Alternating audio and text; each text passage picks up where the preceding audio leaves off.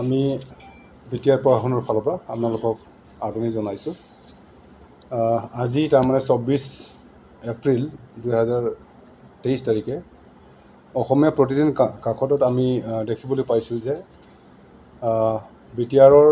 যোৱা 25 মাৰ্চ তাৰিখে হোৱা এক্সিকিউটিভ কাউন্সিল মিটিঙত যিখিনি সিদ্ধান্ত মানে ডিচিশ্যনছ মানে পেৰা 5.1ত যে বিটিআৰৰ ভিতৰৰ যিমানখিনি ৰেভিনিউ চাৰ্কলছ আছে, মাটিবাৰীৰ ক্ষেত্ৰত যিবিলাক চিঠা নামজাৰি বা ফিল্ড মিউটেশ্যন এইটো সম্পূৰ্ণভাৱে বন্ধ কৰি দিয়া হ'ব ধৰণৰ এই ডিচিশ্যনটো আচলতে আমাৰ যোনটো পেপাৰত পাব্লিছ কৰিছে দৃষ্টিগোচৰ হৈছে, তাকে আমি স্পষ্টীকৰণ দিবলৈ আমি ইয়াত আপোনালোকৰ আগত আহিছোঁ যে ডিচিশ্যনত মাইনুটছত লিখা মতে যি ধৰণে মানে তাত লিখা হৈছে, আচলতে আমাৰ যিটো ইণ্টেনশ্যন বা যিখিনি আচলতে ডিচিশ্যন হৈছিলে তেনেধৰণৰ নাছিলে। অকণমান টাইপিং এৰৰ আৰু মানে কিবা হেৰি হোৱাৰ কাৰণে কিছু তাত ভুল থাকি গৈছে। আজি আমি ইতিমধ্যে ইয়াৰে কৰিজণ্ডাম বা ইয়াৰে স্পষ্টীকৰণ মানে আমি নতুনকৈ মানে হেৰি কৰি দিছোঁ যে কথাটো এনেকুৱা আছিলে যে লেণ্ড ৰেভিনিউ এডমিনিষ্ট্ৰেশ্যনত মাটি হস্তান্তৰ বা ট্ৰান্সফাৰটো অতিকৈ গুৰুত্বপূৰ্ণ কথা। আৰু এই হস্তান্তৰ আমাৰ যিটো চিঠা বহী, যিটো ফিল্ড ৰেকৰ্ডছ তাত মানে নথিভুক্ত কৰা হয়, তাৰপিছত জমাবন্দীত মানে ইয়াৰ অন্তৰ্ভুক্ত কৰা হয়। জমাবন্দীটো হ'ল ৰেকৰ্ডছ অফ ৰাইটছ। জমাবন্দীত সোমোৱা মানে তেওঁ মানে ম্যাদী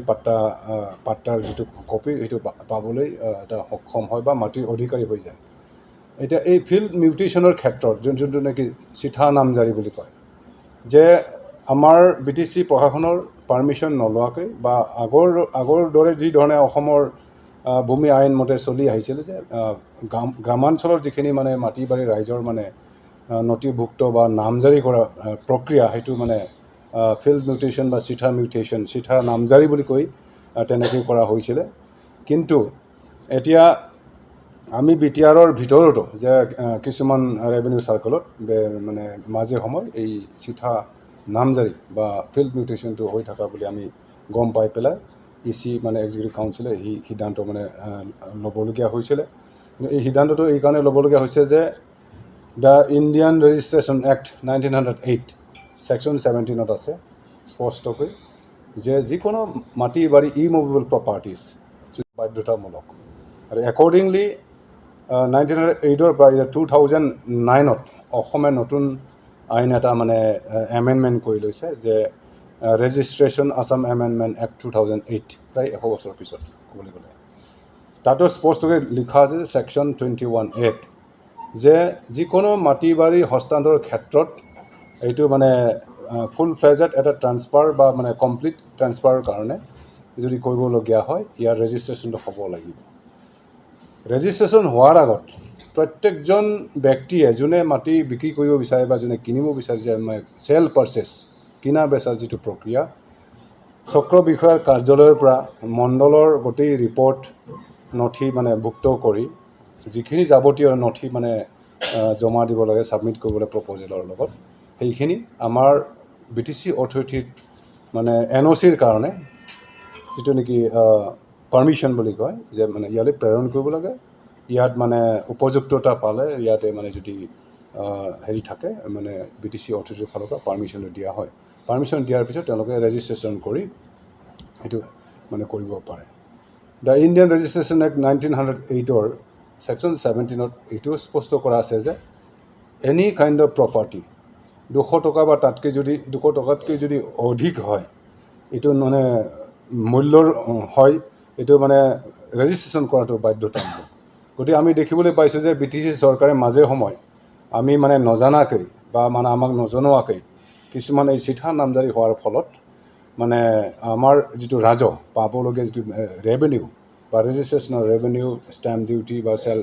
ডিডৰ মানে যিখিনি মানে ৰেভিনিউ পাবলগীয়া আছে, সেইটো আমি হেৰুৱাবলগীয়া হৈছোঁ বা প্ৰকৃততে আমাৰ অসম চৰকাৰে আমি হেৰুৱাবলগীয়া হৈছোঁ। গতিকে এই দৃষ্টি আগত ৰাখি পেলাই BTC চৰকাৰে যে এই চিঠা নামজাৰিটো যাতে কৰিব নোৱাৰে বা কৰিব নালাগে, যিহেতু আইনত বা কোনো প্ৰভিজনত নাই, ৰুল মতে নপৰে, এইটো টোটেলি বন্ধ কৰিব লাগে। এতিয়া আমি এই সিদ্ধান্ত মৰ্মে আমি ৰেক্টিফিকেশ্যন কাৰেকশ্যন আৰু শুদ্ধিকৰণ কৰি পেলাই নতুনকৈ কৰিছোঁ। এইটো বুজা নাই যে যি ধৰণে মানে এটা মিছ ইণ্টাৰপ্ৰিটেশ্যন বা ভুল ব্যাখ্যা দি পেলাই যে BTRত সকলো ধৰণৰ মাটিৰ যিটো চিঠা নামজাৰি আগতে হোৱা বৰ্তমান হোৱা সম্পূৰ্ণভাৱে বন্ধ কৰি বা এইটো কেঞ্চেল কৰি নতুন হ'বলগীয়াখিনিও মানে গোটেই মানে বন্ধ কৰি এই ধৰণৰ কথাটো মানে আমাৰ যিখিনি ইণ্টাৰপ্ৰিটেশ্যন বা বিভিন্ন ছ'চিয়েল মিডিয়া বা আমাৰ পেপাৰত যোনটো ওলাইছে সেই ধৰণৰ নহয়। একচুৱেলি BTR চৰকাৰ প্ৰতিজ্ঞাবদ্ধ যিমানবোৰ আমাৰ নাগৰিক আছে বা ভাৰতীয় নাগৰিক আছে BTRৰ ভিতৰত নীতি নিয়মৰ মাজত যিটো Assam land and revenue regulation 1886 বা Assam land and revenue regulation 1886 chapter 10 administration of tribal belts and blocks area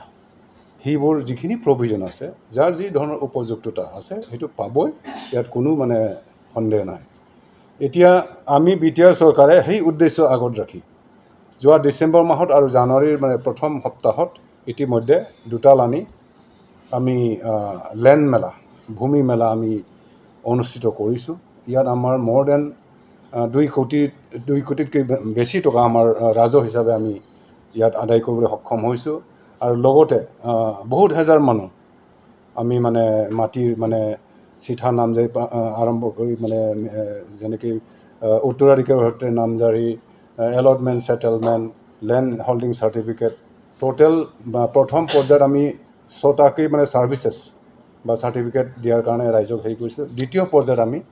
10খনকৈ মানে যিটো ছাৰ্ভিচেছ সেইটো মানে দিয়াৰ কাৰণে ব্যৱস্থা হাতত লোৱা হৈছে। ইয়াৰে আমি মানে ৰিচেণ্টলি যোৱা মাহত আমি ওদালগুৰিতো মিটিং পাতিছিলোঁ, ৰাইজৰ লগত ইণ্টাৰেকশ্যন কৰিছিলোঁ, গাঁওবুঢ়াসকলৰ লগত লানমণ্ডলৰ লগত ইণ্টাৰেকশ্যন কৰিছিলোঁ যে ভূমি মেলা হৈ মানে কি হ'ল কি নহ'ল। ৰাইজৰ লগত সকলোৱে একে সুৰে কৈছে যে মানে ভূমি মেলা হোৱাৰ ফলত মানে যথেষ্ট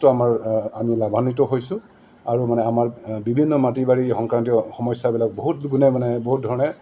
সমাধান হৈছে। গতিকে আৰু চৰকাৰে আৰু মানে তেনেধৰণৰ লেণ্ড মেলা আৰু অনুষ্ঠিত কৰিবলৈ অনুৰোধ জনাইছে। আমি BTR চৰকাৰে নেক্সট মানে 1 to 1.5 years এই মাটি বাৰীৰ যিমানবোৰ সমস্যা আছে allotment settlement sale purchase mutation by right of inheritance বা যিমানবোৰ মানে এই সমস্যাবিলাক আছে নামজাৰি কৰা কিবা কৰা এই গোটেই সম্পূৰ্ণভাৱে নাইকিয়া কৰিবৰ কাৰণে প্ৰচেষ্টা হাতত লৈছে আৰু এই দায়বদ্ধতাৰে আৰু প্ৰতিজ্ঞাবদ্ধতাৰে এই গোটেই মানে কামবিলাক কৰিবলৈ মানে আগবাঢ়িছে। গতিকে মই ভাবোঁ যে ৰাইজে যি ধৰণে আশংকা বা মানে এটা ভুল বুজাবুজি বা মিছ ইণ্টাৰপ্ৰিটেশ্যন মানে তেনেধৰণৰ হৈছে, এই ধৰণৰ মানে কথাটো প্ৰকৃততে নহয় যে চিঠা নামজাৰি যিহেতু আইনগতভাৱে প্ৰভিজনছ মতে মানে পাৰ্মিচিবল নহয়, এতিয়াৰ পৰা বন্ধ থাকিব। বাকী যিখিনি আগত হৈ গৈছে সম্পূৰ্ণভাৱে সেনেকৈ বাহাল থাকিব আৰু মানে যিখিনি 6 শিডিউলৰ প্ৰভিজনছ প্ৰটেক্টেড নন প্ৰটেক্টেড ক্লাছৰ কথা আছে বা যিখিনি 6th শিডিউলৰ মানে অধীনতে ট্ৰাইবেল বেল্টছ এণ্ড ব্লকছৰ বাহিৰত যিখিনি মানে 3 চনৰ আগৰ পৰা যিসকলে ইয়াত বসবাস কৰি আছে সম্পূৰ্ণভাৱে যি ধৰণে ভাৰতীয় নাগৰিকে মাটি বাৰীৰ ক্ষেত্ৰত অধিকাৰ পাবলগীয়া আছে বা থাকে বা অধিকাৰ আছে তেওঁলোক সম্পূৰ্ণভাৱে মানে পাব, ইয়াত কোনো মানে সন্দেহ নাই। আৰু কিছুমান সময়ত কিছুমান ক্ষেত্ৰত আমি টাইম টু টাইম মানে